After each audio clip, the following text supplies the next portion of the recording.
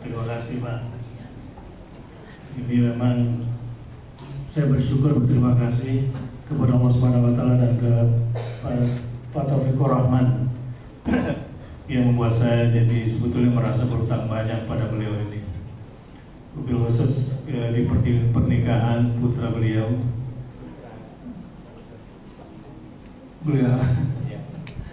Saya ingin sekali menghadiri, tapi saat itu sudah ada agenda, dan mudah-mudahan hari ini dan doa-doa kemarin bisa dengan tulus, mudah-mudahan Allah kabulkan buat kita mempelai. Bismillahirrahmanirrahim. Assalamualaikum warahmatullahi wabarakatuh.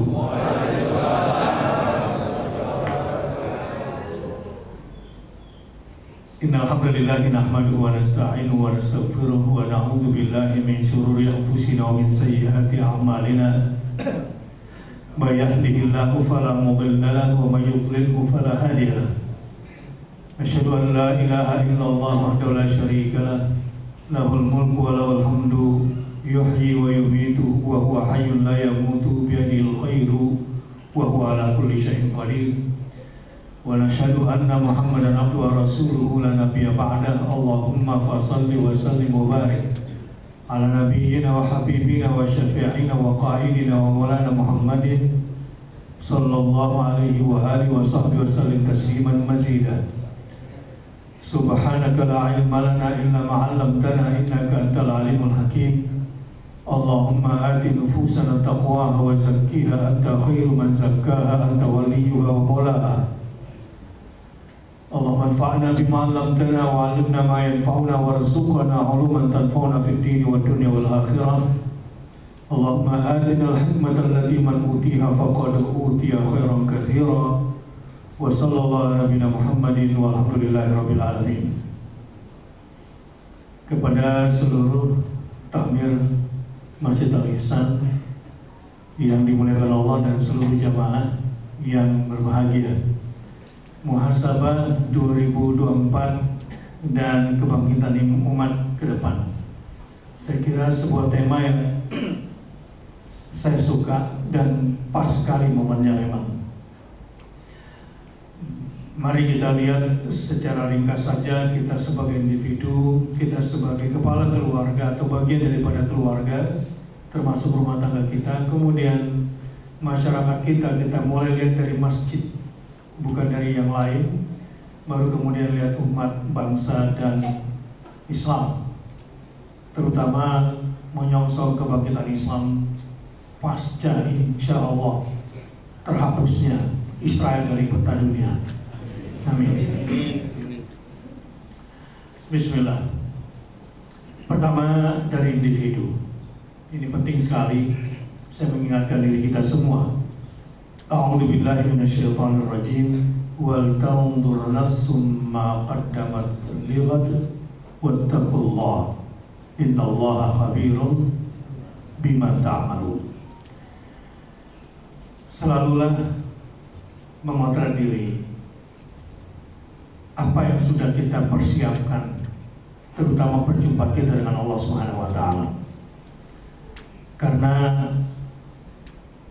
yang paling dekat dengan kita adalah kematian. Yang paling pasti adalah kebangkitan kita untuk dimintakan pertanggungjawaban di hadapan Allah kelak. Bagaimana persiapan kita, pertanggungjawaban kita di hadapan Allah Subhanahu Wa Taala? Saya ingin mengingatkan poin pentingnya di dunia ini. Halaluha hisab, haramuha iqab.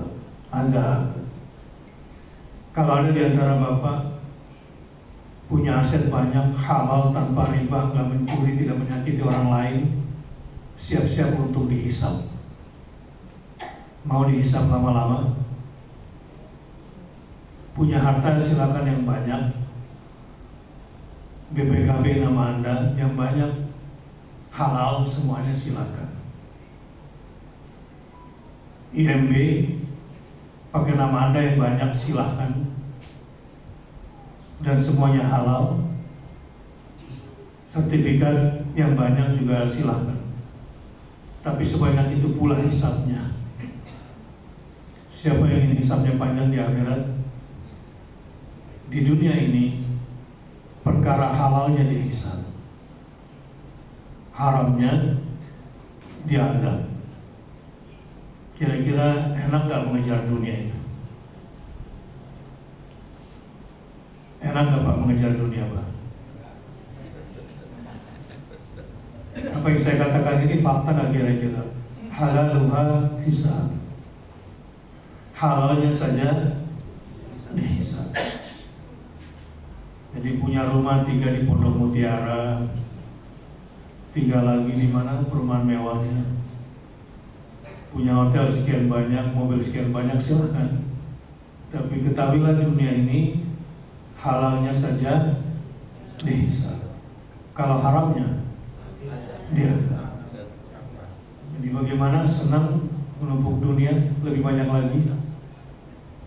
Nah dari sini kita akan bersiap untuk melihat ke depan supaya kita tidak terpedaya oleh fata morgana dunia. Dunia ini seperti bayangan yang sebentar lagi akan hilang, seperti fata morgana dengan semua tipu dayanya. Dunia ini ibarat pasar, sebentar lagi tutup. Seperti kain kosmis ini, tidak lama. Kita ini sekarang berada di sini, kira-kira kita sedang bergerak atau sedang diam? Bergerak atau diam? Anda digerakkan bahkan oleh para astronom oleh 7 gerakan. Kita diam, Anda digerakkan oleh bumi dengan rotasinya, betul kan? Bumi dengan rotasinya ternyata berputar juga mengelilingi matahari. Bergerak gak ya? Udah berapa yang menggerakkan kita? 2. Terus matahari menggerakkan kita mengelilingi galaksi. Gerakan keberapa itu?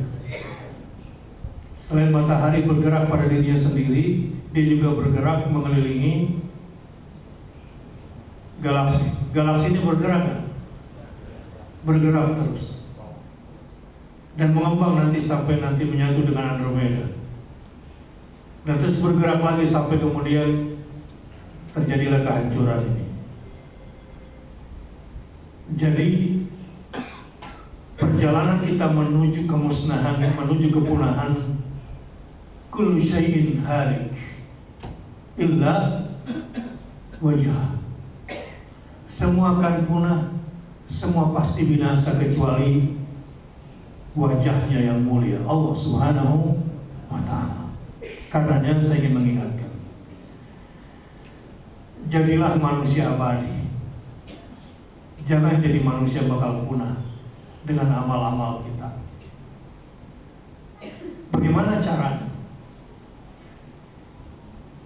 Jika amal-amal kita lekatkan ke dunia, maka umur amal kita hanya seumur dunia yang pasti punah.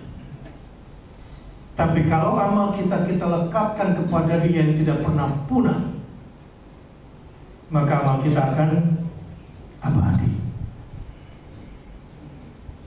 Ingat baik-baik bahwa perjalanan kita suka atau tidak suka, tawan am karhan, inna lillahi wa inna ilaihi raji'un. Siap atau belum siap, suka atau tidak suka, kita semua milik Allah dan kita semua pasti akan kembali kepada Allah Subhanahu wa Ta'ala. Di sini akan terlihat ketika kita muhasabah diri, kita akan melihat siapa yang cerdas dan siapa yang idiot di sini dalam menjalani hidup dan menghabiskan usianya. Ibarat usia itu adalah pulsa hidup, maka semua akan dimintakan pertanggungjawaban oleh Allah Subhanahu wa Ta'ala. Dan orang yang paling beruntung adalah yang melekatkan semua aktivitas hidupnya kepada Yang Maha Hidup dan tidak pernah mati selamanya. Siapa dia? Adalah orang-orang yang senantiasa la ilaha illallah. Tidak ada yang hak untuk diibadahi, tidak ada yang paling absolut benarnya untuk disembah illa Allah, kecuali Allah. Wahdah, Dia satu-satunya. La syarika, tidak ada sekutu bagi Dia dan tidak ada yang hak untuk disembah bersama Dia. Lahul mulk, miliknya semua kekuasaan. Siapapun yang melekatkan dirinya pada kekuasaannya, kekuasaan Allah Subhanahu wa taala, dan tunduk pada kekuasaan Allah, maka dia akan bersama pada keabadiannya. Dia betul-betul menjadi manusia merdeka yang sesungguhnya. Walahul hamd, miliknya lah segala puja dan puji. Barang siapa yang setiap aktivitasnya dilekatkan dan hanya untuk lahul hamd, miliknya segala puja dan puji, maka abadilah kemuliaannya. Tapi yang melacur, bersandar pada kekuasaan penguasa yang sebentar, seperti 10 tahun yang kita lalui belakangan, sebagai proses pendewasaan kita semua, walaupun masih cawe-cawe. Semoga kita terbebas dari kejahatannya. Allahumma amin. Dan kita song-song ke depan dengan penuh optimisme, dengan kesabaran, membangun persatuan tanpa dendam. Siap? Walaupun kesel juga. Tapi ada yang lebih penting untuk kita lihat ke depan, untuk membangun Indonesia ini. Lihat mereka-mereka yang bersandar kepada Dia sebentar, enggak lama. Dialah yuhyi wa yumiit, yang maha menghidupkan dan maha mematikan. Bal huwa hayyun la yamut, dan Dia terus-menerus hidup tanpa ada kata mati pada dirinya. Selain dirinya, semua harus punah dan musnah. Ya, pada waktunya semua manusia dan semua makhluk akan mati, halik, punah. Terakhir siapa? Israel. Sudahkah kau cabut nyawa Munkar dan Nakir? Sudah. Merinding ketakutan. Matilah kau sekarang, wahai Israel. Semuanya mati, semuanya punah. Yang kekal adalah Allah. Kekekalan malaikat Jibril dan kekekalan malaikat-malaikat di sekeliling Allah bergantung pada kekekalannya.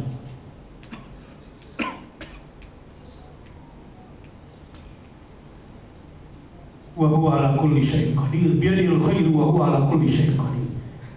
Pada genggamannya semua kebaikan, dan Dialah yang maha kuasa atas segala sesuatu. Ini saya kira muhasabah penting yang akan kita jalani ke depan, agar senantiasa terbersihkan selalu. Kalau bahasa para ulama, jadid imanan, perbaharui lagi imanmu. Dan selalu ingat bahwa perjalanan kita dalam menjalani hidup adalah menuju Allah Subhanahu wa ta'ala, adalah persiapan perjumpaan dengan Allah. Jangan bergeser sedikit pun. Arahkan kiblat, kompas hatimu selalu kepada la ilaha illallah wahdahu la syarika lah, lahul mulk yuhyi wa yumiit wa huwa hayyun la yamut, biyadihil khair wa huwa ala kulli syai'in qadir. Jangan pernah bergeser sedikit pun dari garis ini. Untuk ini kita menjalani hidup. Kalau setan berusaha keras untuk menyimpangkan perjalanan kita, mendistorsi garis kehidupan, terus melangkah di atas jalan ini dalam keadaan suka maupun duka, karena jelas ujungnya adalah perjumpaan dengan Sang Kekasih. Bahkan kematian pun tidak bisa insya Allah menghentikan kebaikan orang ini. Karena apa yang dilakukannya di dunia ini bukanlah untuk dunia, tapi untuk akhiratnya. Orang jenius adalah orang yang kebaikannya bahkan tidak bisa dihentikan oleh kematiannya. Adalah orang yang bukan cuma mewakafkan hartanya, tapi jiwa dan raganya semua diwakafkan untuk agamanya. Kalau di awal tadi saya katakan muhasabahnya, dunia halaluha hisab, haramuha adab. Rasulullah SAW mawarrathu dinaran wala dirhaman. Rasulullah SAW karenanya tidak mewariskan dinar, tidak pula mewariskan dirham, tapi waratha ilman, mewarisi. Barang siapa di antara kita menjadi ahli waris Nabi dengan mengambil ilmunya, maka kita pewaris yang paling beruntung. Jamaah rahimakumullah, ingat selalu perjalanan hidup kita ini, dan jangan lupa keluarga.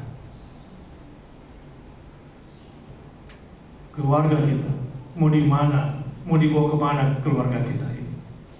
Apalagi di tengah, saya tidak perlu cerita bagaimana serangan-serangan dunia modern terhadap penghancuran nilai-nilai keluarga. Ini sudah kesepakatan di dunia Islam tentang safe family. Jaga keluargamu. Qu anfusakum wa ahlikum nar. Pelihara dirimu dan keluargamu dari siksa api neraka. Ciptakan suasana surga di dalam rumah. Mulai hari ini pancangkan kembali semangat visi masuk surga sekeluarga dengan 3 langkah. Bangun surga di rumah, bangun rumah di surga. Bertekad bersama keluarga memasuki pintu surganya bersama-sama. Masuk surga sekeluarga. Ingat terus itu. Keluarga sebagai satuan sosial terkecil menjadi barometer bagi kita semua. Bagaimana mungkin bisa menjadi pemimpin besar di masyarakat kalau di rumah tangga sendiri gagal memimpin? Walaupun keluarga bercerai tidak mesti broken home. Keluarga broken home adalah keluarga yang tidak dikuatkan hududullah, tidak diamalkan hududullah di dalam rumah tangga itu. Kalau dia bercerai demi hududullah, keluarga berhasil itu. Salah satunya yang berpisah, memilih berpisah karena tidak bisa menegakkan hukum Allah berdua, maka dia harus berpisah. Sukses dia. Dengan izin Allah, anak-anaknya Allah bekali dengan mental yang kuat dengan perpisahan keluarga itu. Buat apa berumah tangga? Dipertahankan, tapi hududullah tidak ditegakkan di dalam rumah.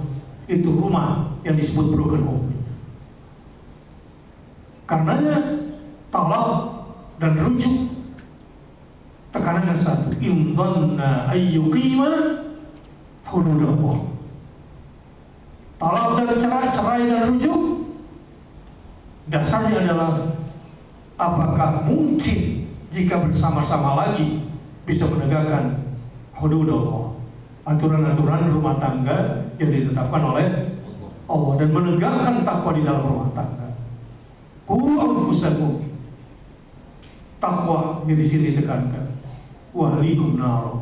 Rabbana hab lana min azwajina wa dzurriyyatina qurrata a'yun waj'alna lil muttaqina imama.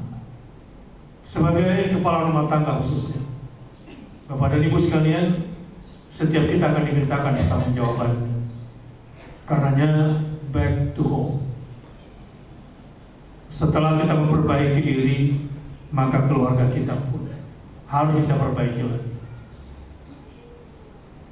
Terutama menjaga anak cucu kita dan generasi kita ke depan. Di tengah penghancuran nilai-nilai keluarga. Sedikit cerita. Di Yerusalem, kalau kita menyebutnya Yerusalem apa? Al-Quds. Di Al-Quds 65% itu orang Yahudi, 35% orang Palestina. Kalau Anda saat ke sana sekarang, Yang 35% ini susah kelihatan. Di mana mereka yang 35% itu? Kebanyakan sudah ke Yahudi-Yahudian. Anak-anak mudanya dibikin bodoh tentang agamanya. Strategi terbaru orang Yahudi, pembodohan di Al-Quds.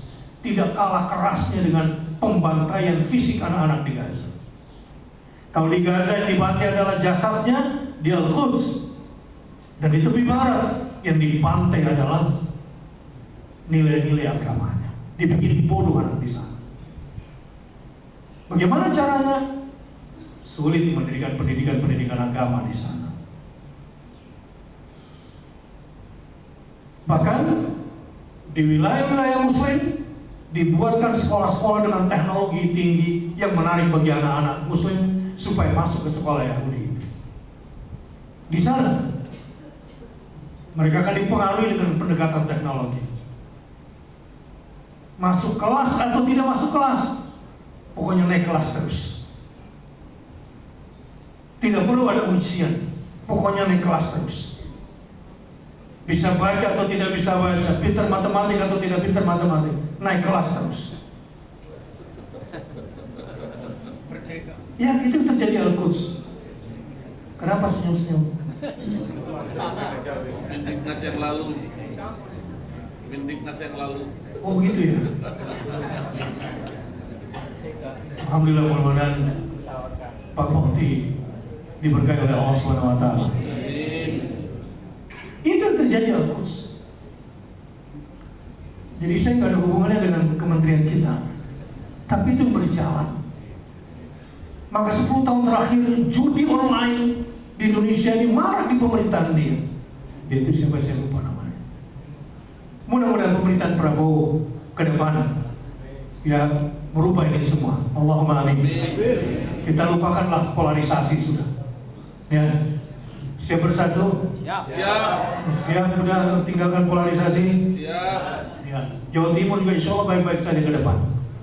Surabaya insya Allah baik-baik saja ke depan. Amin. Insya Allah tangan-tangannya walaupun kemarin masih ganggu juga. Muhasabah lagi, astagfirullahaladzim.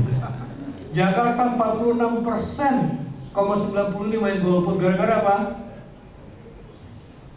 Saya orang Jakarta, kan ada yang nanya kenapa? Sebel aja. Masih ada cawe-cawe, tangan-tangan jahil ini. Tapi alhamdulillah kita gak usah terprovokasi. Ya, oleh kepentingan mereka yang sesaat saja kita melangkah terus bangun Indonesia. Dengan sendirinya insya Allah sampah-sampah pejabat di negeri ini akan hilang. Dengan rakyat yang senantiasa bersatu membangun kekuatannya, berjalan tidak mau terpancing pada provokasi dan pembelahan, insya Allah Islam tidak bisa dihentikan di Indonesia. Allahu Akbar. Karena kita punya visi lebih besar dari Masjid Al-Ihsan, kita akan merdekakan Masjid Al-Aqsa. Allahu Akbar. Lupakan hal-hal kecil, friksi, perbedaan, benih-benih kehancuran pasti ditanamkan oleh musuh. Tapi selama kita berpikir besar dan mau memaafkan, tetap menjaga dan mendahulukan persatuan dan perdamaian, insya Allah ini bukan omong kosong dan bukan cuma motivasi. Saya baru pulang juga dari Istanbul. Waktu istishhadnya Ismail Haniya di Qatar, saya datang gak diundang, gak ada yang nyuruh. Ingin menghadiri pemakaman seorang syahid yang saya ingin bersaksi di depan Allah Subhanahu wa taala. Agar saya juga bisa menangkap energinya.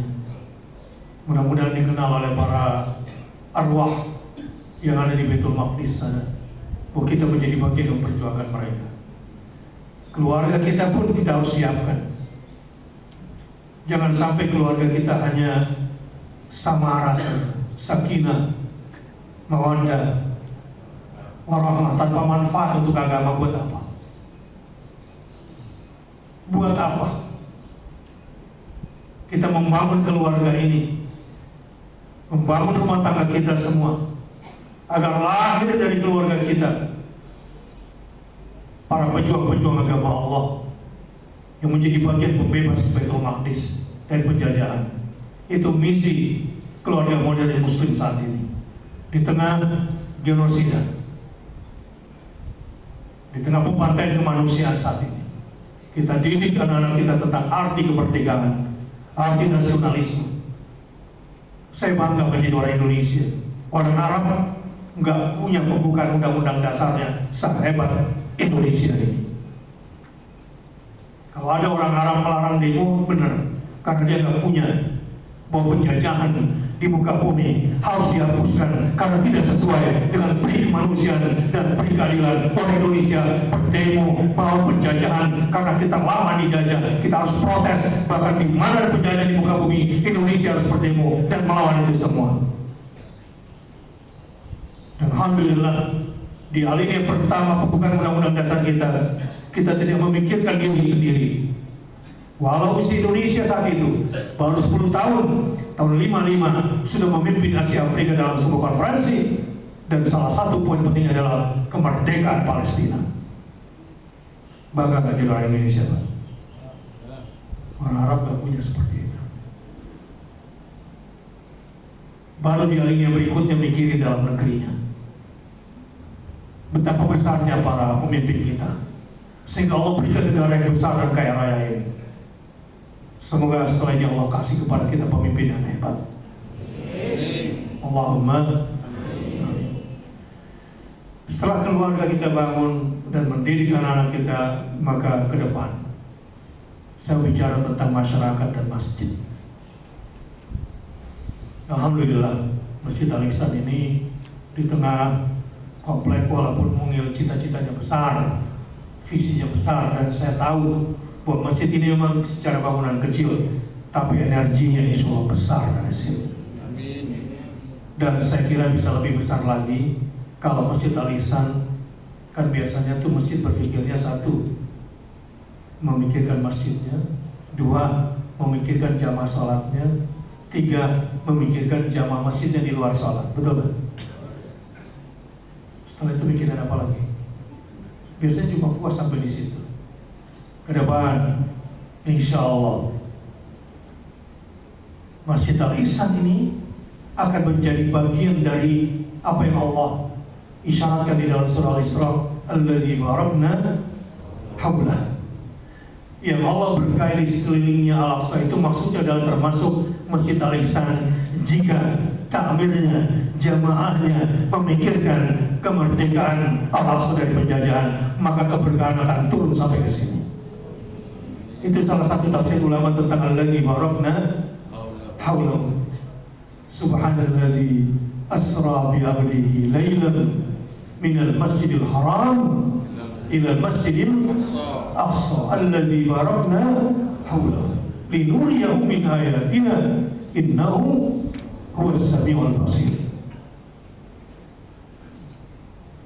Dari muhasabah menuju menyongsong kebangkitan umat, ini yang saya sampaikan. Setelah menjadi pribadi yang menegakkan nilai-nilai tauhid, rumah tangga yang dibangun dengan nilai-nilai, membangun surga di rumah, membangun rumah di surga, berjuang masuk surga sekeluarga. Ismail Haniah, Abu Ibrahim, Yahya Sinwar. Ada banyak cerita ketika saya di sana, tetapi satu poin penting. Di malam takziah, hari terakhir, hari ketiga, di sana tuh malam pertama bapak-bapak, malam kedua ibu-ibu, malam ketiga bapak-bapak lagi. Saya hadir di situ dari malam pertama dan malam ketiga. Saya mendapatkan di penutup sebelum ceramah takziah dari putra beliau Abu Salam. Apa kata beliau? Ini di malam takziah istishhadnya Ismail Haniah. Dia ceramahnya begini. Ini saya bicara tentang keluarga ya, tentang rumah tangga. Ceramah takziah begini. Allahu Akbar, Allahu Akbar, Allahu Akbar kabira, walhamdulillahi katsira, wa subhanallahi bukratan wa asila. Saya bingung dan semua yang hadir bingung. Semua ini ceramah kan tak siapa begini. La ilaha illallah wahdah, sadaqa wa'dah, wa nasra 'abdah, wa 'azza jundah, wa hazama al-ahzab wahdah. Ini biasanya ceramah apa kalau kayak gini, Pak? Hah?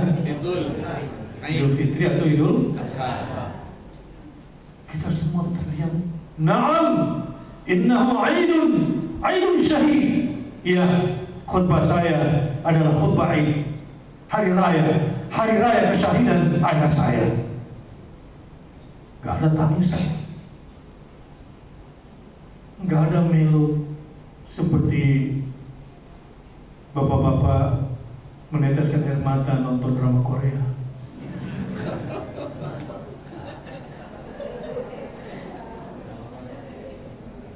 Maksudnya bapak-bapak di sini yang di atas itu cuma teteskan air mata nonton drakor. Tapi ada juga bapak-bapak nonton bioskop sampai nangis kan. Saya juga agak-agak lucu kalau kemudian pemimpin-pemimpin nonton film sampai sedih nangis gitu. Bingung juga saya sebetulnya kok bisa gitu ikut nangis nonton sinetron. Betapa lembutnya hatinya. Ayah saya ketika saudara kandung saya dibom di Gaza, kata putranya almarhum, ketika ponakan-ponakan saya pun dibom, 60 kerabat saya sudah hilang, direbut nyawanya oleh bom mereka. Tak satu pun tetesan air mata orang tua saya, karena bagi dia nyawa keluarga sama dengan nyawa rakyatnya yang hilang. Sama ya kayak pemimpin kita kemarin ya, nggak mikirin keluarga gitu ya. Hah? Ini sebagai potret saja untuk muhasabah kalau jadi pemimpin ke depan. Tapi ketika yang wafat adalah teman seperjuangannya, wakilnya yang dimaksud Shalih Al-Haruri yang dibom juga di Suriah. Ketika sahabat perjuangannya sama perjuangan itu kemudian mati syahid, di situ dia menangis. Kata putranya, menangis karena sedih? Bukan, menangis karena bahagia, bangga teman seperjuangannya sudah mendahuluinya, menantinya di surga, dan dia seperti tidak sabar ingin seperti temannya, ingin berjumpa dengan dia, berjumpa dengan keluarganya di taman-taman surga. Sehingga dia berkata, na'syahus syahada kama ya'syahunul haya, kerinduan kami untuk mati syahid seperti kerinduan mereka untuk takut mati. Kira-kira di sini begitu kalau laki-laki di sini. Rencananya mati cara apa, Pak? Sudah bikin rencana belum? Rencananya gimana, Pak? Rencananya mati dalam keadaan sakit, uang terkuras, sampai badan kurus kering, seperti daun kering kemudian mati. Allah alam bisawab. Bagaimana cara hidupmu, begitulah cara mati. Man 'asha 'ala syai' mata 'alaih, wa man mata 'ala syai' bu'itsa 'alaih. Setiap orang sebetulnya sudah tahu bagaimana cara matinya nanti. Bagaimana cara hidup seseorang, begitulah cara matinya. Bagaimana cara mati seseorang, begitu pula nanti dibangkitkan dari kubur. Jika mayoritas waktu dan hidup kita untuk kelalaian, niscaya kita akan mati dalam keadaan lalai. Jika mayoritas waktu dan aktivitas kita untuk kebaikan, untuk al-haq, insya Allah kita pun akan mati dalam kondisi al-haq. Semoga demikian adanya. Dan kita mudah-mudahan dicabut dalam keadaan sudah mendapatkan ijazah kehidupan, mendapatkan syahadah. Bahasa pesantrennya ijazah itu apa? Syahadah. Bapak sekolah atau kuliah kalau nggak dapat ijazah, jelas nggak kira-kira statusnya? Hah? Nggak jelas? Jelas. Harus bikin ijazah palsu gitu. Dunia bisa Anda bohongi, di akhirat nggak bisa. Celaka nggak Anda mati, Anda meninggal dunia, tapi nggak ada ijazahnya. Waktu kamu hidup, mana ijazah? Wah repot, nggak ada Tuhan. Malaikat dihisap di kubur. Pertanyaannya panjang nggak? Panjang. Tapi orang yang sudah sukses mati hidupnya, dapat syahadah, matinya mati syahid, maka insya Allah tidak ada lagi pertanyaan di dalam kubur, langsung ke taman surga. Jadi mau mati cara apa Pak? Dapat jasa apa enggak Pak? Hah? Ini satu pertanyaan mungkin belum ada yang bertanya selama ini. Pernah nggak ada yang bertanya seperti saya bertanya? Belum. Ijazah kehidupan nanti ketika ditanya sudah dipersiapkan dari sekarang? Belum. Gimana kalau ini ijazah di dunia dia palsu? Gimana di depan malaikat? Jangan gibah. Tapi untuk pemimpin publik boleh lah sebagai hukuman publik. Tapi untung ada dia sebagai latihan pendewasaan kita semua, betul kan? Nggak usah lah kita kemudian baper ya.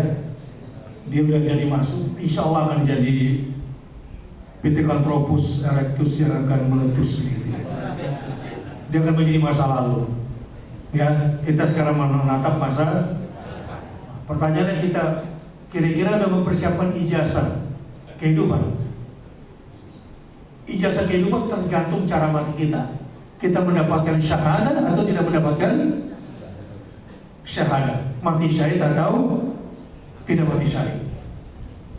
Pengen dihisap panjang lagi di kuburan atau udahlah di dunia saja urusan kita, setelah itu langsung ke surga? Mau yang mana? Mau yang mana Pak? Makanya saya tanya tadi, milih mati cara apa rencananya?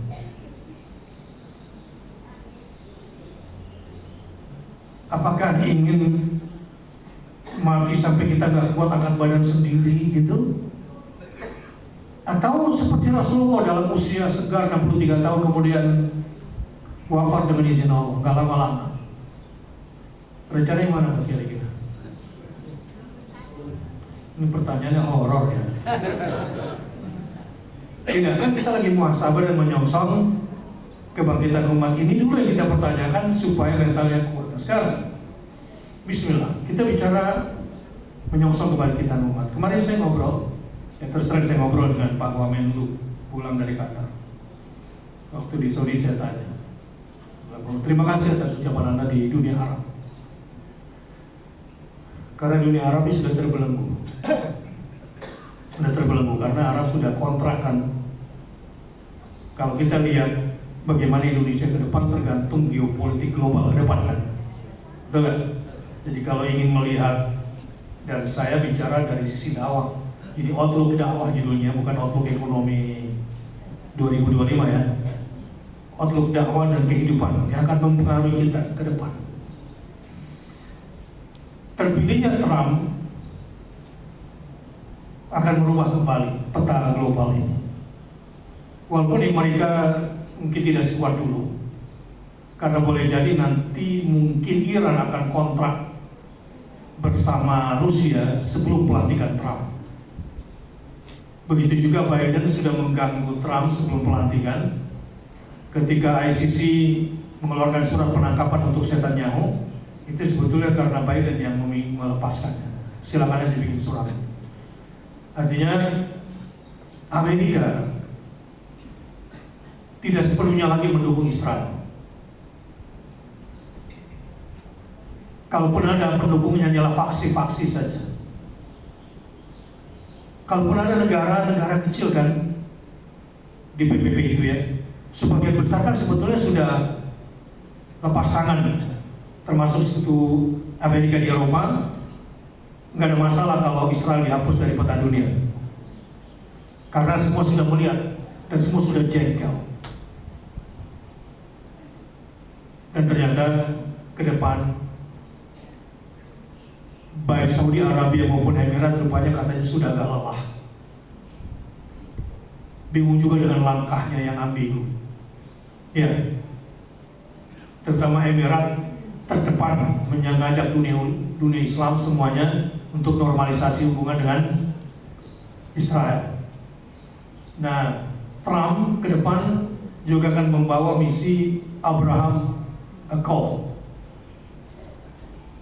Jadi akan ada sebuah peta baru untuk Palestina yang dibawa oleh Trump. Sedikit saya disclaimer dulu, kenapa sih, apa hubungannya saat geopolitik Palestina dengan kita di Indonesia? Begini, dari masa ke masa, kalau Anda mau tahu dunia sedang dikuasai kekuatan hak atau kekuatan batil, lihat siapa yang menguasai Baitul Maqdis. Itu ukuran, itu barometer. Yang kedua, bahwa Fajrul Islam, kemunculan Islam dari Hijaz, dua adik kuasa pada masa itu, Persia dan Romawi, dan orang di dunia tidak menyangka kalau pada akhirnya akan ada kekuatan yang muncul dari negeri Hijaz, dari Makkah Mukarramah. Di situ sumber cahaya. Ya. Tetapi perjuangan sang Rasul di tengah dunia sudah runtuh nilai-nilai kemanusiaannya. Datang cahaya dan kehendak langit tidak menginginkan kiamat segera terjadi, maka dikirimkanlah khataman nabiyyin dan diturunkan Al-Qur'anul Karim. Dimulainya dari Hijaz, tetapi pada akhirnya markas kekuatan Islam akan pindah di akhir zaman. Awalnya dari Mekah, tapi akhirnya dari Syam, dari Palestina. Sebagaimana proses Isra Mi'raj minal Masjidil Haram ilal Masjidil, ini menjadi isyarat bahwa Masjidil Haram bukan akhir. Masjidil Haram adalah permulaan, akhir adalah Masjidil. Maka rubah mindset orang Indonesia, kalau sudah pergi haji berarti sudah selesai Islamnya. Salah. Sudah pergi haji, sudah pergi umrah, itu berarti permulaan perjalanan perjuangan membebaskan Al-Aqsa. Allahu Akbar. Tapi selama ini mindsetnya gimana? Kalau sudah sampai Masjidil Haram kayaknya udah selesai ya? Udah finish. Salah. Padahal di sini bukan ilah tapi minal Masjidil Haram, min lil ibtida, ila lil nihayah. Bahwa sudah ke Masjidil Haram adalah permulaan, ujung perjalanannya adalah Masjidil Aqsa. Begitulah rekayasa ilahiyah diisyaratkan kepada kita tentang perjalanan Isra dan Mi'raj. Dan perjalanan Mi'raj menuju Sidratul Muntaha, Allah tetapkan bahwa Milky Way lorong waktunya untuk sampai ke Sidratul Muntaha bukan dari Mekah tapi dari Masjidil Aqsa. Dan di situ konferensi terbesar di muka bumi terjadi, dan tidak pernah ada lagi sebesar itu.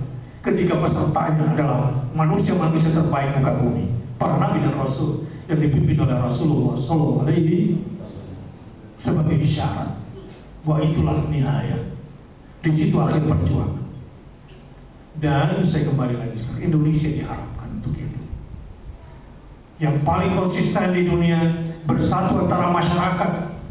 Ini seandainya tidak diikat oleh pembukaan undang-undang dasar, seandainya tidak diikat oleh konferensi Asia Afrika, saya yakin pemimpin Indonesia belakang mungkin melipir kontrak barangkali normalisasi hubungan dengan Israel karena ada tekanan-tekanan barat, betul nggak? Tapi alhamdulillah warisan pembukaan undang-undang dasar, warisan para pemimpin besar yang bertekad bahwa Indonesia ini insya Allah akan tetap dimuliakan Allah selama memuliakan Masjidil Aqsa. Indonesia akan tetap mendapatkan keberkahan, termasuk jamaah Masjid Al-Ihsan ini. Alladzi barakna haulahu. Kalau dari Masjid Al-Ihsan ada sebuah gerakan baru akan lahir dari sini, kekuatan para penggerak-penggerak pembebas Masjidil Aqsa. Allahu Akbar. Siap? Siap. Berbeda nanti Pak. Ini boleh mungil bendanya, tapi ini akan naik bisa 14 lantai ke atas. Kalau ke samping nggak bisa. Kalau perlu nanti mana yang bisa dibeli? Terlalu gampang bagi Allah Subhanahu wa Ta'ala. Orang-orang yang berjuang untuk Masjidil Aqsa akan diberkahi oleh Allah Subhanahu wa Ta'ala. Ya. Bahkan Masjidil Haram tidak akan merdeka sepenuhnya kalau Masjidil Aqsa belum merdeka. Betul nggak? Ya. Ceramah-ceramah di Masjidil Haram masih terkekang lidahnya. Kalau belum merdeka masih Al-Aqsa, betul? Betul. Allahu Akbar. Allahu Akbar. Sekarang dunia mana yang paling diharapkan kira-kira?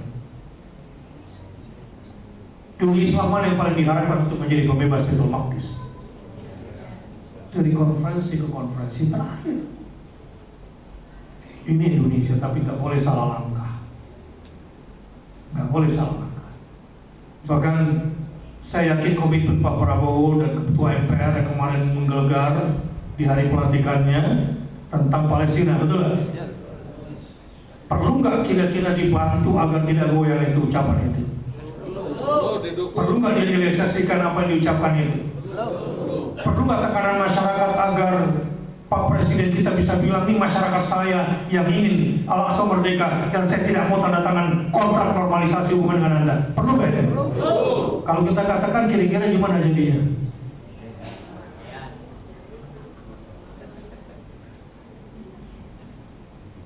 Bahkan ke depan Trump ini memang gak suka sama Iran dan gak suka sama China.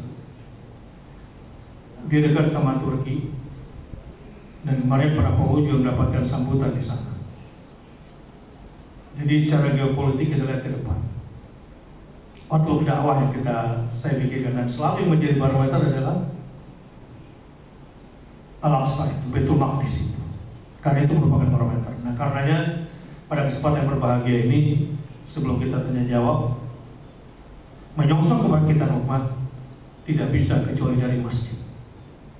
Ada 3 pilar kebangkitan umat yang harus kita jadikan sebagai tonggak kebangkitan. Pertama, tauhidullah. Kedua, Al-Quranul Karim. Dan ketiga, berangkat dari masjid. Kalau 3 pilar ini kita tegakkan, insya Allah bangkit umat ini. Contoh sederhana. Kenapa selama ini kita ditraktir pemimpin? Ditraktir pemimpin bahasanya. Salah nggak bahasanya? Hah? Selama ini kita ditraktir pemimpin nggak? Ya. Betul nggak?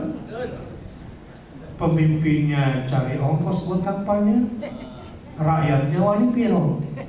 Jadi siapa yang paling menjadi tuan di sini? Siapa yang menjadi tuan? Oligarki. Ya, gampang kalau gitu.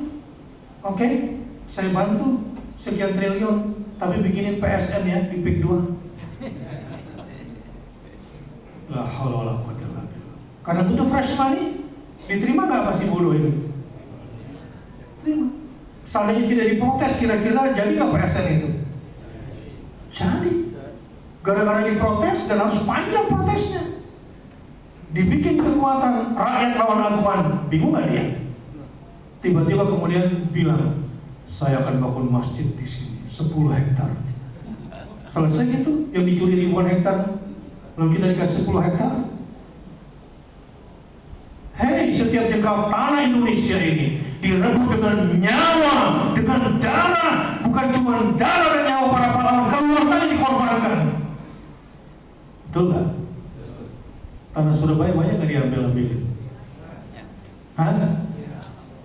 Salah sendiri, kenapa dia?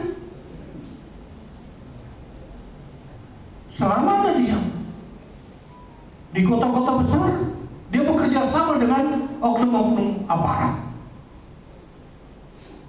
kepala desa, RT RW, betul? Lurah camat, bupati, gubernur, dibayar nggak semua? Ini orang-orang yang memang gak ada ideologinya. Bagaimana caranya bangkit? Dari masjid. Itu rahasianya, minal masjidil haram ilal masjidil.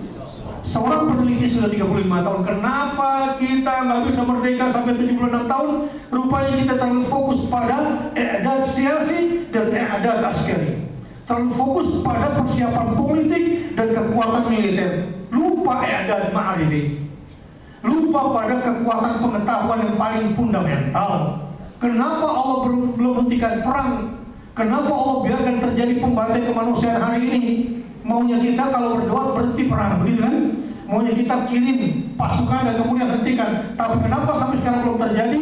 Allah yang tetapkan di surat Al-Isra, fa idza jaa wa'dul akhirah liyasu'u wujuhakum wa yadkhulul masjida kama dakhaluhu awwala marrah wa litabbiru ma'al tadbira. Proses kehancuran Bani Israel di akhir zaman dengan 3 tahapan. Tahapan pertama akan Allah rusak wajah mereka. Tahapan kedua akan ada gerakan masuk Masjidil Aqsa sedunia. Tahapan ketiga baru mereka akan hancur hancur-hancurnya. Pertama sudah berjalan atau belum sekarang? Sudah hancur wajah peradaban Israel sekarang? Andai ada orang Israel mau jalan-jalan ke wilayah Surabaya, disambut atau disambit? Hah?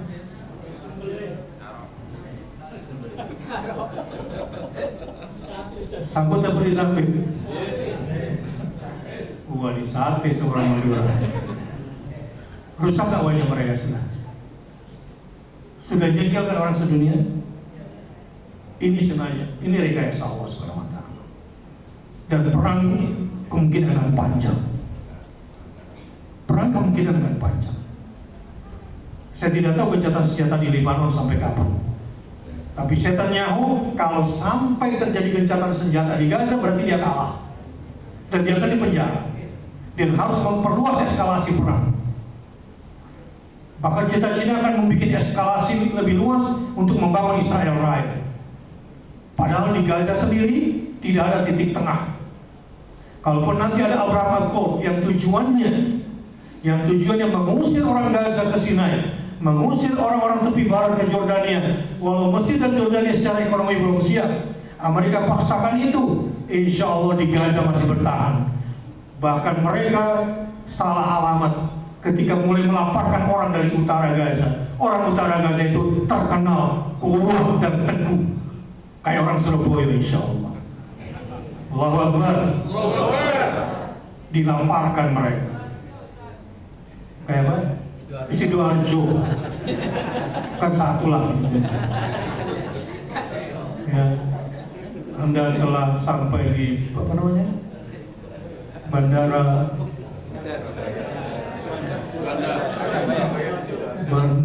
Surabaya di Sidoarjo. Sama Bandara Jakarta di Tangerang. Ya udahlah, insya Allah dapat tukang parkir di situ. Ini bagi-bagi jatah sebetulnya ya. Sampai mana tadi itu? Sampai rumah. Hah? Iya. Orang Gaza Utara itu terkenal kuatnya. Dan sekarang pasukan di Gaza itu bisa menggali sampai 100 meter ke bawah tanah. Dan mereka punya alam sendiri di bawah sana. Mereka bisa produksi senjata sendiri di sana dan bisa panjang. Tapi yang bikin bingung, kemanusiaan ini bisa ya orang Gaza bertahan? Nggak teriak, Hamas berhenti, jangan perang gara-gara kamu kan kelaparan. Ada nggak kayak gitu? Ada dengar? Ada nggak kira-kira? Kalau itu terjadi di sini kira-kira bagaimana? Hah? Anda nggak yang berkata begini, ini gara-gara Musa. Coba kita tetap menjadi budaknya Fir'aun. Walaupun kita jadi budak, tapi kan kita tetap makan, tetap bisa minum, tetap masih bisa pulang. Ini gara-gara ikut Musa. Kita diajak ke tepi laut, tidak ada perahunya. Modalnya cuma tongkat. Kira-kira begitu nggak? Tidaklah ya. Sidoarjo insya Allah seperti Gaza Utara. Allahu Akbar. Kalau terbinanya di masjid, kalau cuma terbina di sekolah sama di kampus, terjadi nggak kira-kira? Nggak kuat. Literasi yang harus dipelajari Al-Quranul Karim, yang goals daripada literasi itu adalah La ilaha illallah wahdahu la syarika. Baru bisa menjadi makhluk yang Allahus Samad setelah qul huwallahu ahad. Saking semangatnya, terus menjatuhkan hati sendiri. Jamaah Allah. Dari masjid, hanya di jalur masjid yang bisa membebaskan Baitul Maqdis. Kita terlalu fokus pada politik, terlalu fokus pada militer. Padahal isyaratnya bukan dari situ. Setelah wajah peradaban mereka hancur, Al-Quran menyebutkan waliyadkhulul masjidah kama dakhaluhu awwala marrah. gerakan masuk Masjidil Aqsa besar-besaran sedunia. Siap bergabung? Siap. Akan ada gerakan ribuan pesawat terbang masuk Masjidil Aqsa. Ada yang masuk lewat Mesir, lewat Jordania, lewat Suriah, lewat Lebanon, dan pemerintah setempat tidak berhak menutup perjalanan karena ini gerakan people power, civil society sedunia. Buka pintu, kami ingin masuk Masjidil Aqsa dalam keadaan damai. Allahu Akbar. Akan ada ribuan kapal laut termasuk dari Surabaya, dari Perak berarti ya. Akan datang berangkat ke sana insya Allah 7 Oktober 2025. Siap berangkat? Ada yang terbang duluan dan naik mobil, naik bus dari berbagai negara, puluhan bahkan ratusan ribu masuk ke Palestina. Siap? Siap. Kira-kira bisa dihalangi nggak? Hah? Bahkan yang naik motor, naik sepeda sampai lari maraton siap masuk. Kira-kira siapa Israel menghadapinya? Gimana 7 Oktober 2025 siap? Siapa apa nih? Siap berangkat? Mati resikonya siap? Hah? Oh, bagus. Aisyari iman al-maut. Mulai hari ini kalau umat mau bangkit, kata kuncinya adalah hiduplah secara mulia dan matilah secara kesatria. Bagaimana caranya Ustaz? Allah ghayatuna, Ar-Rasul qudwatuna, Al-Quran dusturuna, Al-Jihadu sabiluna, Al-Mautu fi sabilillah, Asma amanina. Terjemahannya, Allah adalah tujuan kami, Rasulullah teladan kami, Al-Quran pedoman hidup kami, jihad adalah jalan juang kami, mati di jalan Allah adalah cita-cita kami tertinggi. Itu isyariman. Orang yang hidupnya mulia 5 langkah. Allah sebagai tujuan utamanya, Rasulullah sebagai teladan tertingginya, Al-Quran sebagai undang-undang yang paling ditaatinya, jihad adalah jalan hidupnya, cita-cita tertingginya adalah mati di jalan Allah. Siap? Kalau begini umat siap berangkat insya Allah. Gimana? Kok kamarnya kita suruh kirim duluan ke sana ya? Siap. Buka jalan dulu ya. Insya Allah rombongan Masjid Al-Ihsan akan berangkat juga, tapi kok kamu buka jalan dulu gitu ya. Berarti mati duluan kok kamu gitu. Insya Allah kok kami siap untuk itu semua. Jangan Allah, tapi memang harus dimulai dari masjid. Minal masjidil haram ilal masjidil, memang orang-orang masjid. Sekarang bayangkan, saya bercanda, buat Masjid Al-Ihsan ngeluarin duit 1 juta atau 10 juta berat gak kira-kira dari kas masjid? Enggak lah ya. Sekelas Masjid Al-Ihsan yang kecil ini, apalagi kalau cuma apalagi Al-Falah gitu ya, apalagi apa? Salahuddin Baitul Haq ringan kan. Coba ada 1000 masjid yang terkoneksi. Ini adalah masjid-masjid yang mempersiapkan generasinya untuk bebaskan Baitul Maqdis.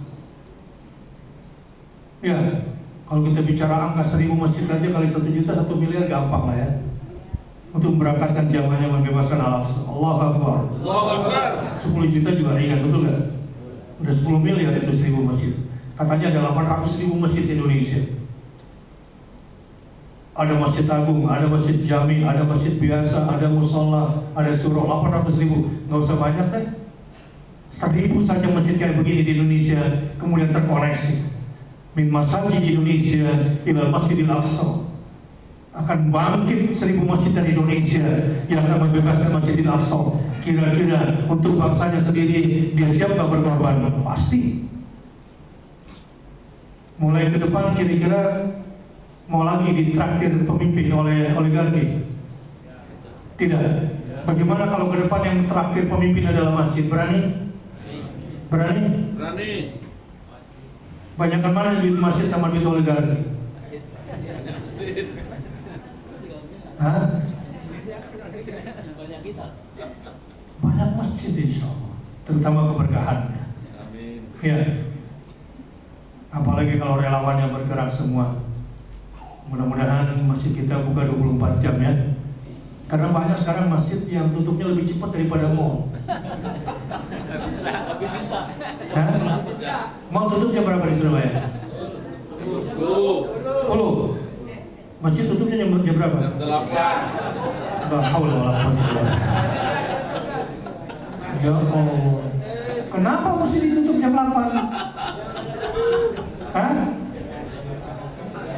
Ya Allah, terus kalau ada orang berzina, mabuk, mau tobat ke sini, tutup yang buka diskotik, kemana orang ini? Harusnya masjid buka,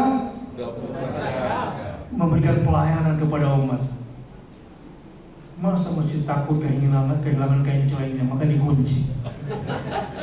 Harusnya di situ selalu ada dong yang tilawah Quran, khatam Quran, betul?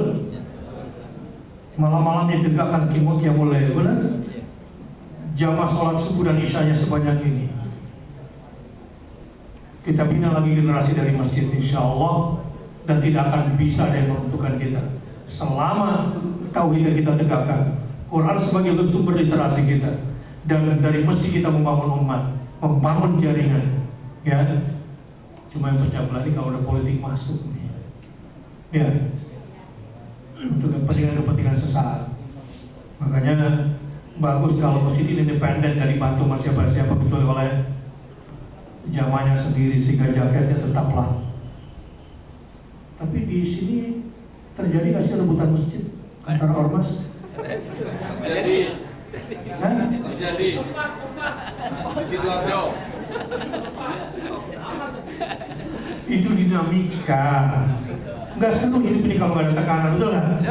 Iya, tapi perjuangannya juga berat kan gitu. Jadi nggak usah baper dengan perpecahan. Insya Allah ke depan kita akan bersatu lagi dan saudara-saudara kita. Dan memang ada oknum yang permainkan ini, ya.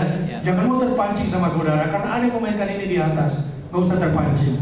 Ya, jagalah perdamaian dan persatuan. Insya Allah, mudah-mudahan kita realisasikan pidato Pak Presiden ke depannya. Dan insya Allah Indonesia akan menjadi negara besar ke depan. Allahu Akbar. Jadi kalau tanah Anda ada yang rampas, lawan atau tidak? Lawan. Gimana caranya lawan? Hah? Jangan orang-orang kompleks ini malah menjadi bagian ya, karena dapat proyek.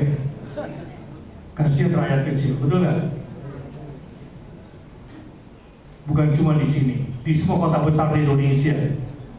Masyarakatnya harus melawan kalau ada yang merampas tanah kita, betul kan? Iya, tuh proyek Mekarta di dulu 2016 yang kita lawan, izinnya cuma 94 meter, ngambil yang 500. Anda beli tanah atau beli karet ini? Bisa melarang sepanjang itu. Nah, begitu juga di mana-mana. Itu nggak yang mereka lakukan di sini? Hah? Izinnya berapa? Yang diambil berapa? Siapa yang disogok? Siapa yang dibayar? Betul? Nah, mari kita jaga setiap jengkal tanah kita. Dan insya Allah kebangkitan akan terjadi kalau semua berangkat dari masjid. Dan Allah wa iyyakum ajma'in. Alhamdulillah sudah ada yang bertanya, Pak. 2, 3, 4, 5, 6, 8, 10. Oke, silakan.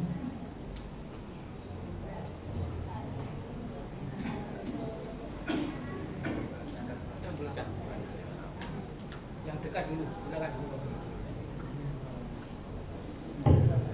Assalamualaikum warahmatullahi wabarakatuh.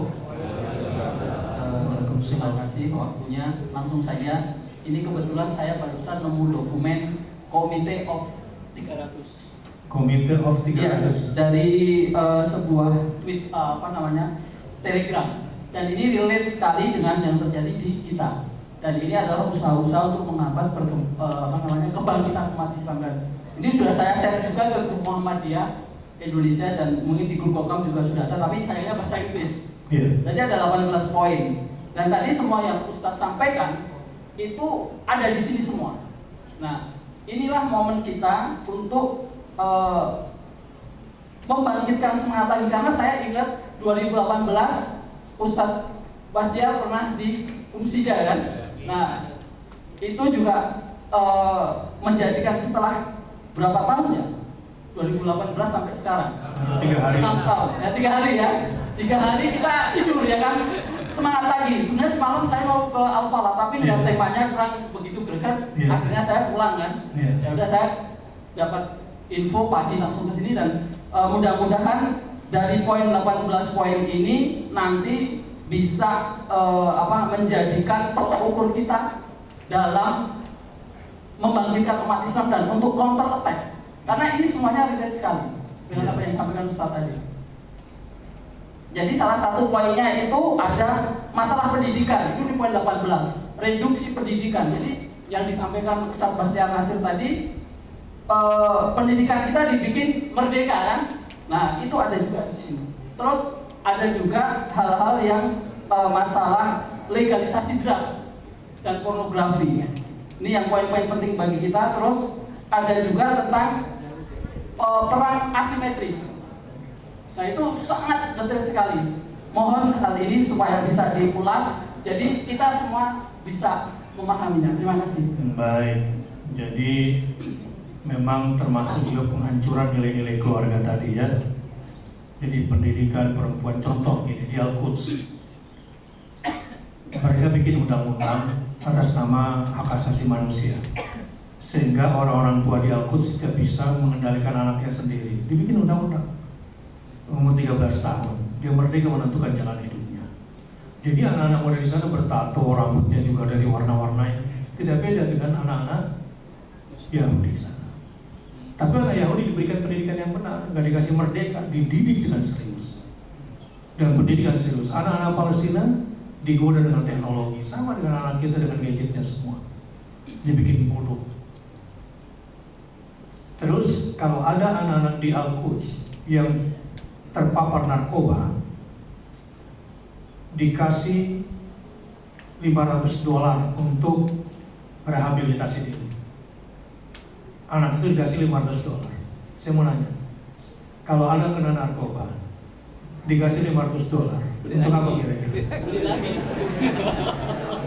lagi. Iya. Sama dengan pendidikan dengan teknologi itu untuk dirusak. Itu kalau dia tidak berpasangan. Kalau sudah berkeluarga, dia dapat $1.000. Kira-kira dipakai rehab atau dipakai beli lagi? Pakai beli lagi. Itu mereka sudah ukur sih. Penghancuran rumah tangga. Di Indonesia, ya judi online berpadu dengan pinjaman online. Ya, kemarin di Jogja ada demo minuman keras kan? Ya, itu gerakan dari masjid itu semua. Perlawanan yang pada akhirnya kan menjadi pecah setelah ada 2 orang ditusuk santri. Qadarullah ditusuk santri Krapia dari NU, akhirnya NU juga turun. Ya, dan ternyata di banyak tempat. Kalau masjid ini nggak bergerak, sementara judi di mana-mana, minuman keras, narkoba, penghancuran nilai-nilai keluarga, penghancuran pendidikan, pencurian aset-aset negara, korupsi yang merajalela, hedonisme yang dikembangkan, hancurkan negara ini. Tapi nggak usah kemarin sampai ada bercanda. Sebetulnya untuk menghancurkan Israel itu gampang. Gimana caranya? Untuk menghancurkan ekonomi Israel, 2. 1, kirim orang Madura, bikin warung Madura di Israel. Hidup Madura. Ya, buka berapa jam? Sampai kiamat katanya bukanya. Saya bangga sama orang Madura. Bisa datang ke Jawa Timur ini, salah satunya adalah untuk apresiasi buat orang Madura yang ekonominya melumpuhkan beberapa supermarket di dekat rumah saya. 2 lumpuh ekonominya. Itu di tingkat grassroots-nya. Tapi itu benar. Kalau mau menghancurkan negara Israel gampang, kirim pejabat Indonesia ke sana.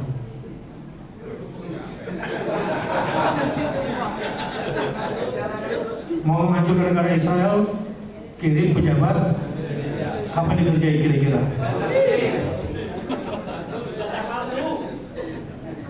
Ya, hancur Israel itu sebetulnya. Yang kedua ini bercanda ya, jangan tersinggung. Ya karena korupsi gila-gilaan kalau bikin markup anggaran kan, entah seluas apa perutnya itu kalau bikin anggaran itu markupnya. Ya Allah, ratusan miliar itu kayak apa ya? Dimain-mainkan itu di negara ini. Makanya kalau ingin menghancurkan Israel tuh baru kirim aja pejabat dari kita, hancur ekonomi mereka. Ya, nggak usah pakai strategi boikot-boikotan. Mudah-mudahan ada perubahan ke depan, tetapi jadikan itu sebagai tantangan ya. Nggak seru kalau nggak ada tantangan, betul nggak? Ya, tantangan-tantangan yang Anda sebutkan 18 tadi, insya Allah. Kalau saya sih di Indonesia nih, upaya-upaya mereka untuk menggagalkan dakwah, alhamdulillah. Saya mau tanya, rumah-rumah tahfidz menjamur dari Indonesia? Katakan alhamdulillah. Kemarin Paus datang ke Indonesia karena banyak sekolah Katolik tutup gara-gara berkembang pendidikan Islam. Katakan alhamdulillah. Karena pertumbuhan agama mereka nggak berkembang 3, sekian. Katakan alhamdulillah. Sekolah-sekolah Islam berkembang nggak? Kesadaran berislam Islam naik atau tidak? Sekarang banyak nggak perempuan berhijab? Banyak mana yang berhijab dan yang tidak berhijab? Allahu Akbar. Ekonomi syariah berkembang atau tidak? Kesadaran umat Islam terhadap anti riba sadar atau tidak? Katakan alhamdulillah. Meskipun anak muda banyak sekarang kerja di Kamboja menjadi pedagang slot judi, ya, meskipun banyak anak-anak kita orang-orang Indonesia menjadi LGBT di Hong Kong dan di luar negeri, tapi alhamdulillah Allah berikan keberkahan, hadiah dari penjajah, punya keturunan dari Belanda dan jadi PSSI.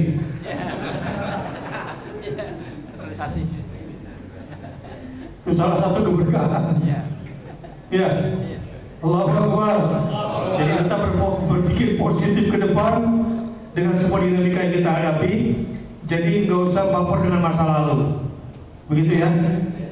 Indonesia, Jakarta juga begitu. Di Jakarta sekarang, Pak.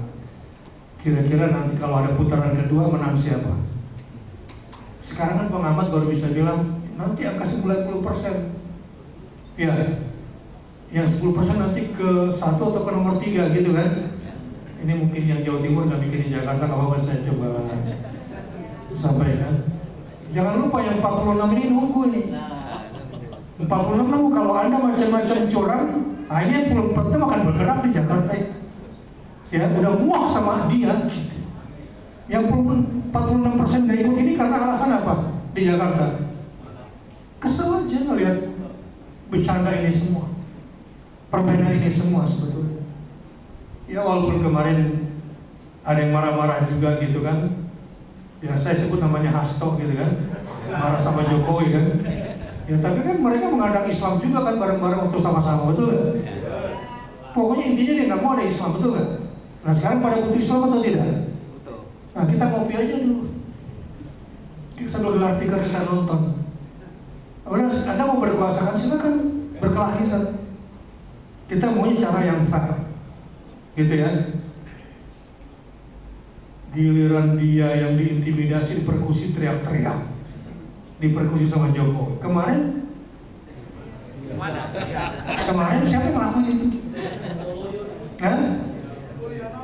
Kemarin siapa yang bersatu mempersekusi umat Islam di mana-mana? Hah? Kayak orang bener. Insya Allah umat Islam dengan senantiasa akan menjaga kekuatan bangsa ini, ya. Dan insya Allah kita akan terus menjaga perdamaian kita dan terus di tengah perbedaan kita akan bersama-sama. Jadi dengan semua tekanan itu anggaplah sebagai dinamika. Ya karena kalau lempeng-lempeng aja nggak ada tantangan kurang seru, betul nggak? Umat Islam ingat rumus ini. Fala qatahamal aqabah wa ma adraka mal aqabah.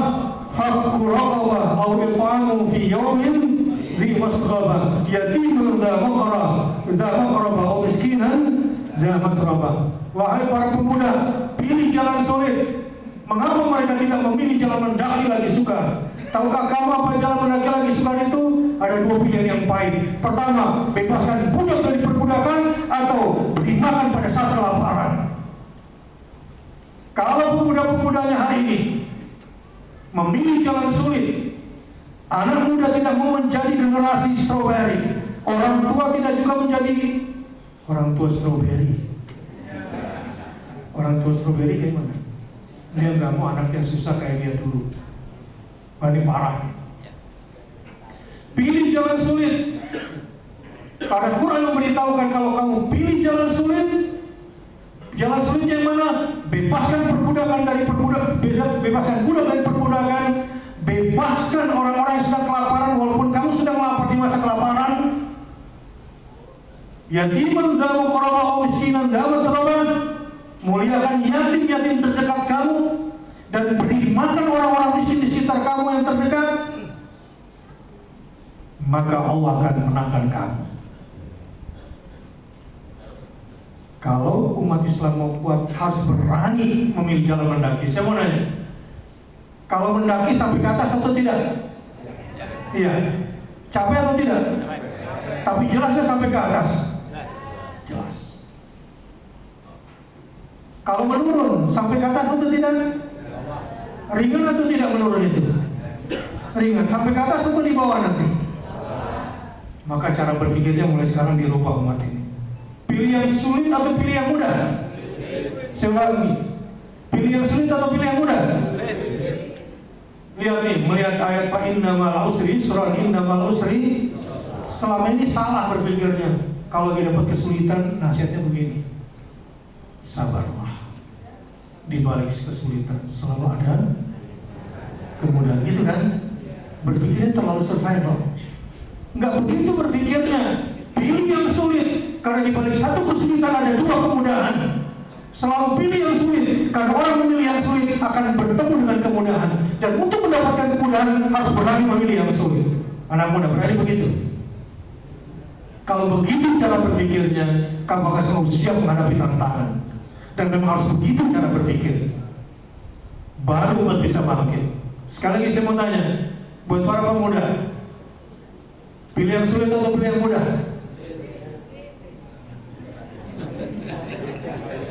Yang sulit atau yang mudah?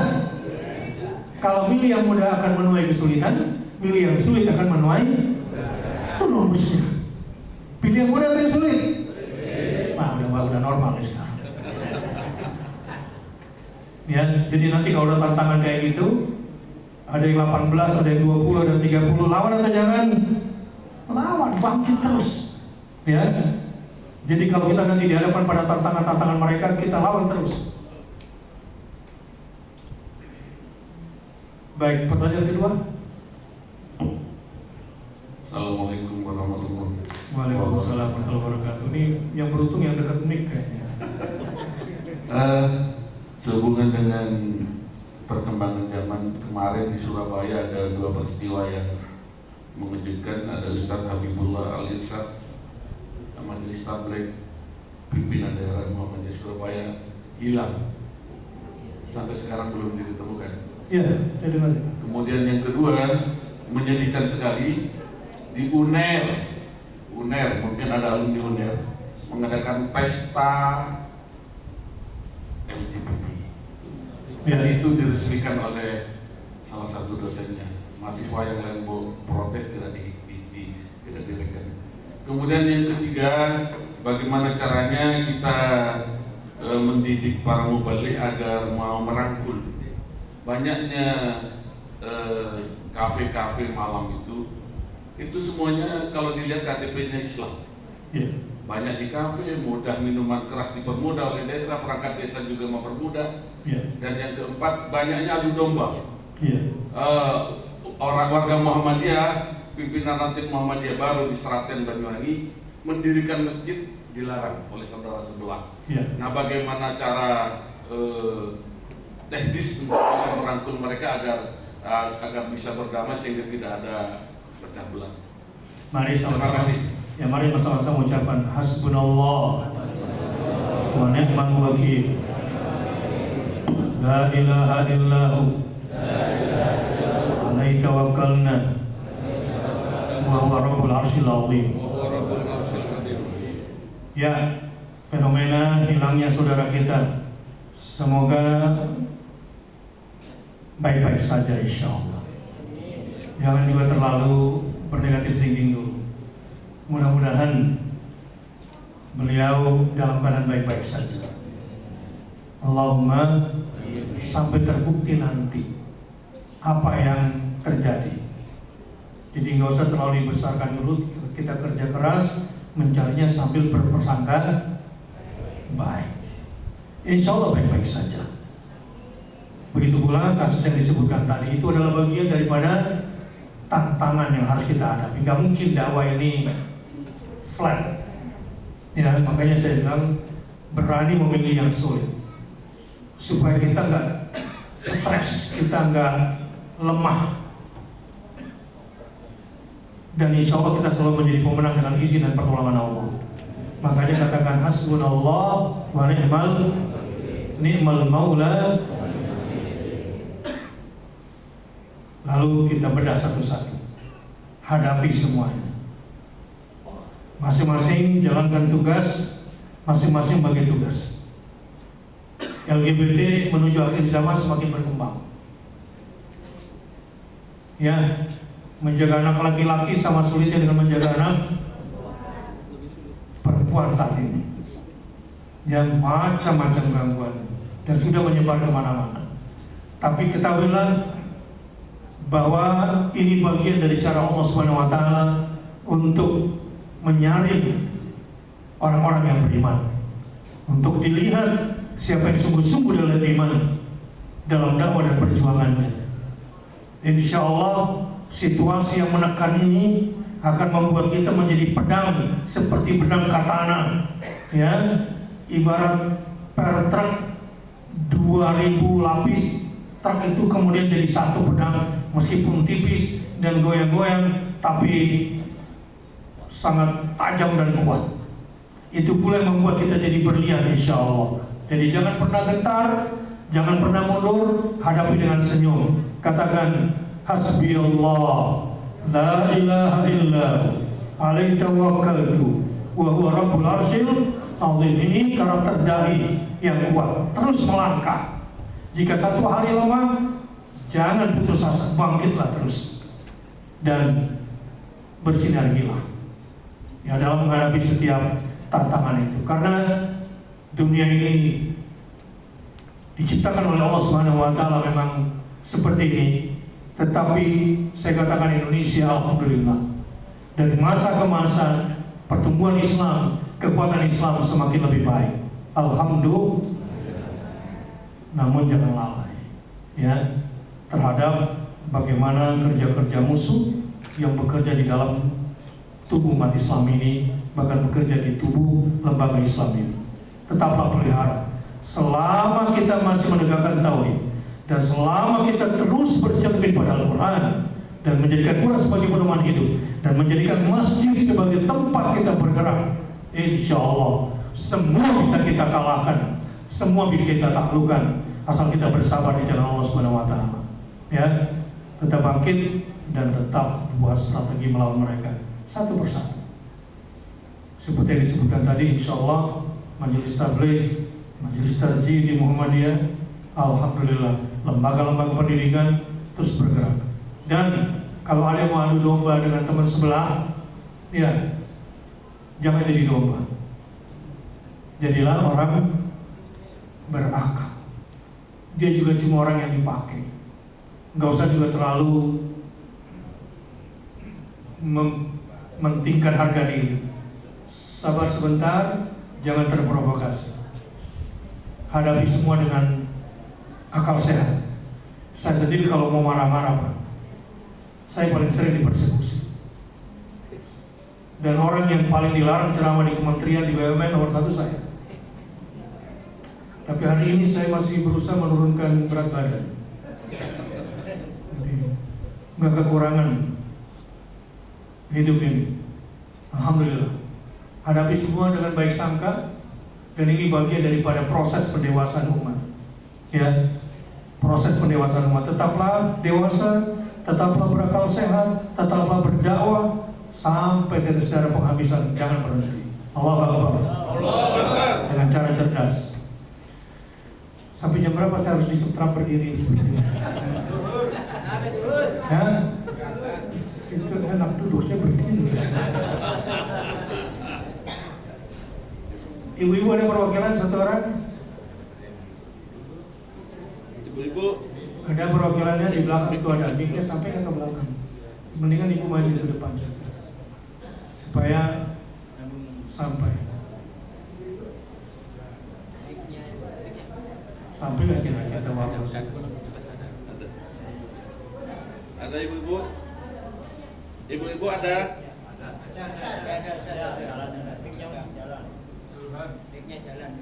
Jadi jangan khawatir Pak dengan persekusi itu. Saya juga pernah dihadang oleh saudara saya sendiri, ternyata bayaran oknum aparat.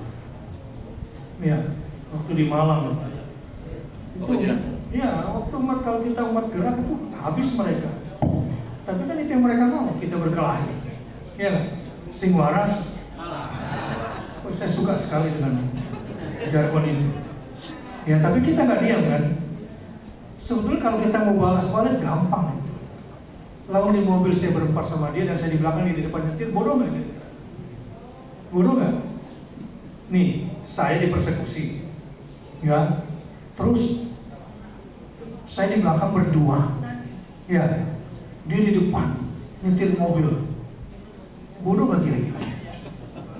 Kalau saya mau balas, bodoh nggak nih? Bodoh sekali kan?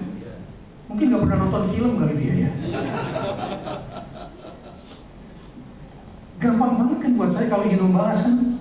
Saya diusir, nggak boleh ceramah di sini dengan semua gayanya gitu kan.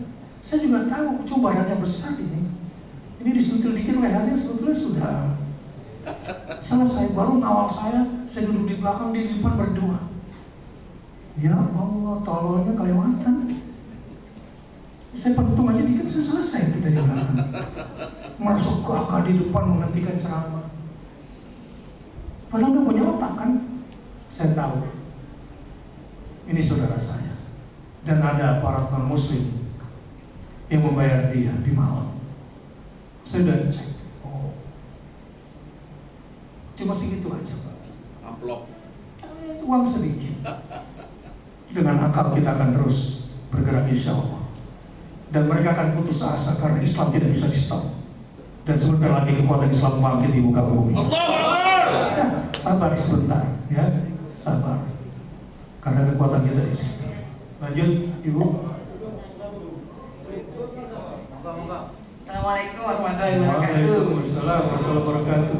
Saya Dewi dari Kabupaten Ustaz. Ya Dewi, apa kabar? Gimana kabarnya Ustaz? Sehat? Alhamdulillah waras. Udah lama nggak ketemu Ustaz ya. Ya. Ustaz, terkait dengan dakwah di Sidoarjo Ustaz. Ya. Nah, emang beberapa di Sidoarjo ini memang banyak sekali kajian-kajian terutama muslimah ya Ustaz ya. Bagus. Cukup bagus di sini ini cukup kompak. Alhamdulillah. Cuman memang saya minta tipsnya Ustaz, bagaimana kita membangun gerakan cinta Palestina. Nah, kebanyakan orang-orang itu kan gini Ustaz. Yang pertama itu klasik sebenarnya sih. Kita aja susah hidup kok bela negara lain, gitu kan, bisa dikatakan bawah. Iya. Terus yang kedua itu uangnya itu benar saluran apa enggak? Nah, Iya. terkadang kita itu terpojok dengan pertanyaan-pertanyaan seperti itu. Iya. Nah, sehingga gerakannya di sini ini masih ke kita boykot. Jadi boykot produk-produk Israel. Iya. Kira-kira ada tipsnya nggak Ustaz untuk bagaimana gerakan untuk cinta dan membebaskan Palestina ini bisa greget gitu ke ibu-ibu terutama? Baik. Dewi udah belajar dulu sama saya di Jakarta ya. Pertama, ayat-ayat tentang Bani Israel difahamkan kepada mereka. Terutama ayat 7-20. Ya, fahamkan itu dulu sampai mereka mengerti Bani Israel dan sekutunya tuh kayak apa kelakuannya. Kalau ayat 1 sampai 5 itu tentang sifatul mukminin, 6 dan 7 sifatul kafirin, 8 sampai 20 sifatul munafik. Nanti kalau mereka sudah melek itu, oh begitu ya Bani Israel itu. Nggak perlu satu Al-Baqarah, nggak perlu lagi surah Al-Isra terlalu panjang, ya surah Maryam, ya surah Bani Israel tadi kan. Itu penting buat mereka untuk melek sebetulnya. Sehingga nggak ada lagi kata-kata kita aja susah nolongin orang sana, kan gitu ya. Yang kedua, justru kalau saya bilang tadi, semangat Masjid Al-Ihsan yang sudah bagus menata jamaah dan jamaah sholat dan jamaah di luar sholat, kalau ditambah energinya dengan energi membebaskan Baitul Maqdis, Masjid Al-Aqsa, kira-kira keberkahan turun nggak di sini? Turun. Bentuknya apa? Yang hadir nanti di Masjid Al-Ihsan ini orang-orang yang militan, pemuda-pemuda yang suka pada tantangan, bukan lagi orang yang hanya berzikir untuk dirinya sendiri masuk surga sampai mati, lalu toanya hilang. Yang hadir di sini adalah orang-orang yang siap bergerak untuk agamanya. Keberkahan di sini, gak usah bicara soal dana. Orang kalau bicara tentang amal Palestina adalah orang yang berani mengeluarkan uang, betul nggak? Bukanlah seperti orang zuhud tapi kemudian cari kencelan masjid untuk dimakan uangnya. Yang datang ke masjid ini adalah takmir-takmir yang innama ya'muru masajidallah man amana billah wal yawmal akhir wa aqama as-salat wa ata az-zakah wa lam yakhsha. Akan lahir pengurus masjid dari sini, pengurus yang beriman kepada Allah dan yaumil akhir, mendirikan salat, menunaikan zakat, dan tidak takut kecuali hanya kepada Allah. Justru kalau saya bilang tadi ini jadi 14 lantai bukan hal yang mustahil. Ini karena belum difikirkan aja.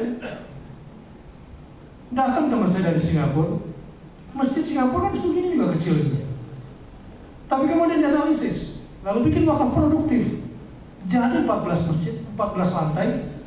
Masjid yang tadinya punya 1 lantai sekarang punya 4 lantai.